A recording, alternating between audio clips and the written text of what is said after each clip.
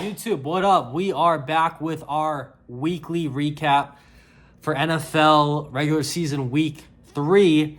We had our best week of the season, finally. After 2 weeks of having bad beats, we finally got some, balls to bounce our way. And things, we were on the right side of things. We ended 4-2, so I will go through every game we had. I'll start with the losers and then go to the winners, but just to recap the numbers here, we had 4 wins, 2 losses. We were up about 1.6 units. And going into week 3, we were down somewhere around 1.4 units. So I'm happy to say we are finally back in the green. We're back profitable. Not by much. It's basically break even, but we're slightly above break even. We're up 0.2 units. So not 2 units, but like 0.2 units, if that makes sense. So like 1/5 of 1 unit. So it's very small, basically break even. But most bettors, the public, are way down profit and loss wise to start the year. They are getting destroyed.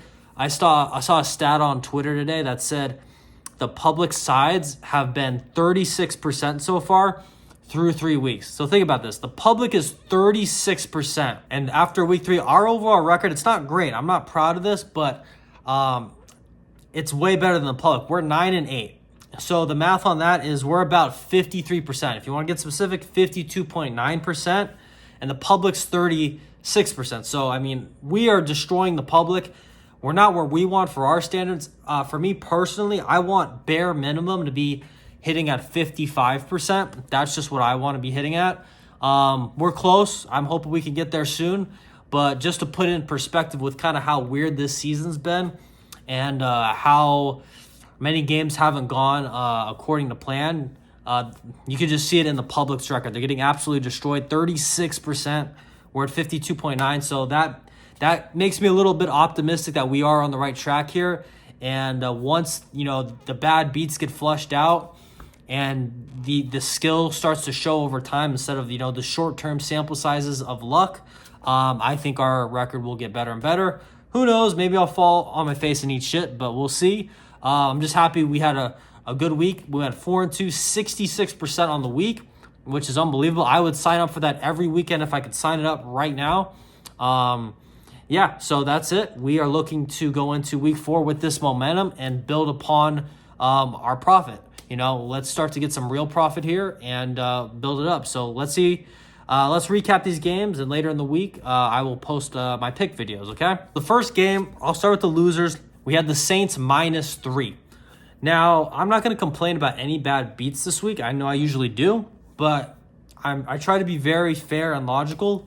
And in our 2 losers this week, they just didn't work out. I'm not saying they were bad bets or anything, but sometimes a game you watch and go, it just wasn't their day. And that's what I felt with the Saints, even though they almost covered at the end. And I feel like if the Saints did cover at the end there, I felt like I finally would have kind of got a lucky beat to go my way. Because I didn't really look at the stats post-game, but I watched probably 99% of that game.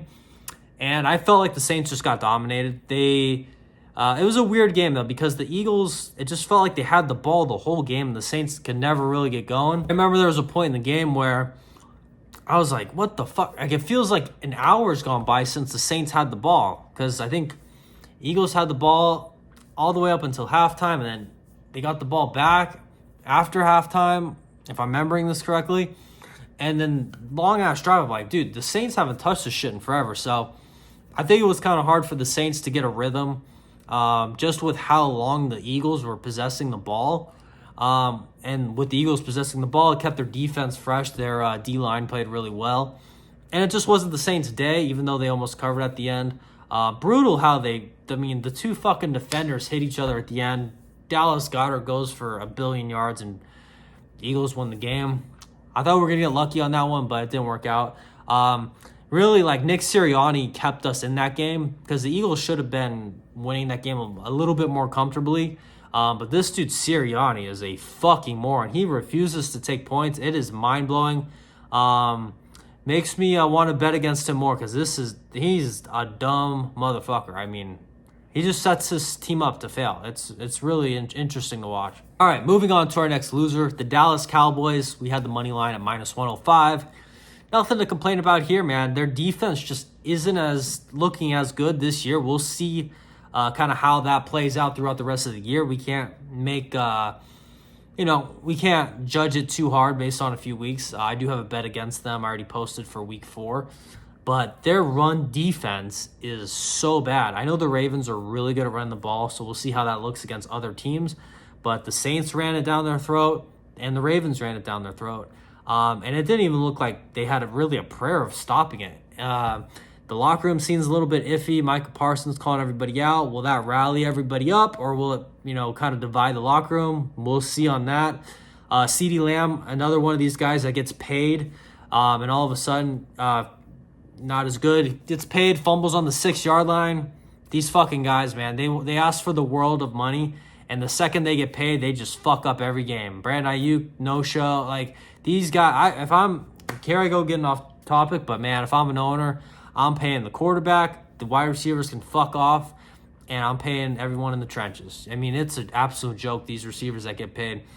But, all right, I'm getting off topic.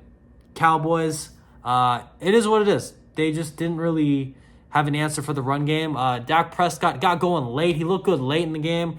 It was a slow start for him, though. It seemed like once he got going, it was like, oh, they are the better team. That was kind of the vibe. But it was kind of garbage time at that point, so you can't really give them too much credit.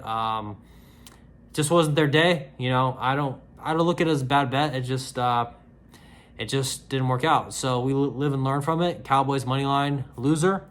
Let's move on to the winners. Let's talk about, the ones that did work out. And I did call out a lot of these in the video saying, like, these are big dogs, but I feel like they're pick'em games. I would not be surprised if they won. One of those was the Giants plus 6.5. You guys should all know how I feel by now about the Browns. They are one of the most fraudulent teams in the NFL. I said it in my video last week. You're going to start to see as the season goes on a lot of these things.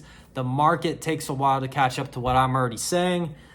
The Browns are shitty. Deshaun Watson's their quarterback, and he's shit. He's not the guy from Houston. I don't know how many times I have to tell you guys this. Top 1 or 2 probably fraudulent teams in the NFL. Giants upset them on the road. Daniel Jones looks way better than week 1. I'm not saying he looks outstanding, but at least he's hitting like some routine throws now. Like that week 1, the accuracy seems so bad. This time I seen him like kind of darts him in there, and I'm like, okay, finally a functional Daniel Jones is coming back to life here. I don't love trusting him still, but we do have a bet on him against Dallas on Thursday night. But yeah, they did enough. Their D-line looks really good, though. It's probably a mix of Deshaun Watson being shitty and the D-line looking good, but this Browns team, everybody says, oh, the Browns, big bully roster. They were getting sacked every fucking play. They're not as big and bad as everybody thinks. It's only a matter of time before the Browns start getting heavily corrected in the markets, and we'll probably start to see that week by week.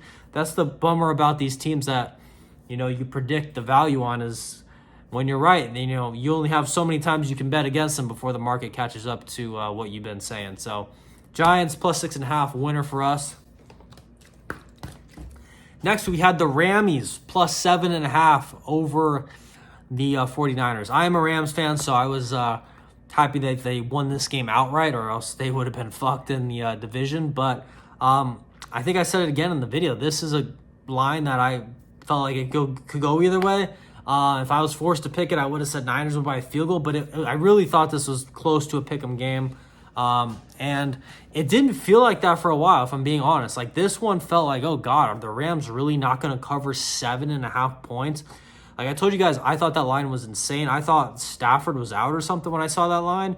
So I'm like, look, I know a lot of San Francisco fans go to LA, but the game's in LA. Rams are 0-2. Sean McVay, Matty Stafford.